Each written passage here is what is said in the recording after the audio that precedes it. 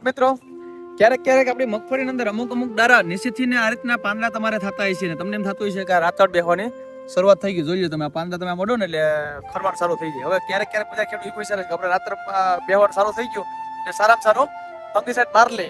તો ખાસ કરીને ખેડૂત મિત્રો, એ રાતડની અસર નથી, પણ તમે જ્યાં પણ આ રીતના તમને એક તો પેલા ફેરસની ખામી કે નાઇટ્રોજનની ખામી કે સલ્ફરની ખામી વગરના જે પીળા પાંદડા પડે છે નીચેથી ખરતા જાય છે, એને તમે દારૂ આ રીતના ઉપાડશો ને તમે, એટલે તમે જોઈ શકશો. જો અહીંયા જોઈ લો તમે, જો આ તમને ક્યાંક ને ક્યાંક તમને જીવાત જોવા મળશે. અને પ્લસની અંદર તમે જો આ તમારું દારૂ છે ને, દારૂ એની અંદર અહીંયા તમને જે છે ને જ્યાં ડંખ જોવા મળશે એક જાતનો, અથવા તો મૂળ જે તે સમયની અંદર ડંખ લાગી ગયો છે જીવાતનો કેનો, ને તમને સેજ સાજ દારૂ હળતું દેખાશે. તમે જોઈ લો અહીંયા જો છે આ દારૂ હળતું દેખા નીચેથી ને, અથવા તો તમને દોડવો હળગલ દેખાશે.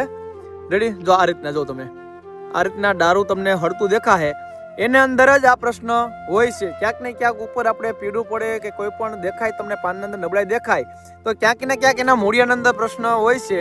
તો આ તમે બધાય દારા આપણે જોઈએ તમે છે જે પાંદડા પીળા પડીને તમને રાતળ જેવું દેખાય ને એની અંદર જોઈએ તમે બધાની અંદર તમને એક ગરું પડી ગયેલ ડંખ જેવું દેખાય છે.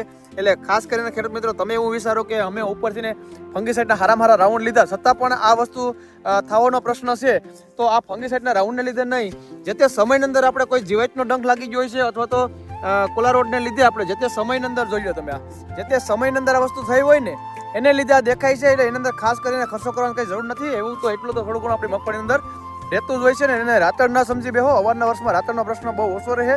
જેને જીવાયતું છે એને રાતળનો પ્રશ્ન રહે, બાકી બધાને ઓછો રહે. એટલે ખાસ આ માહિતી લ્યો અને વધારાના ખર્ચા ના કરો. અસ્તુ. જય હિન્દ, જય ભારત.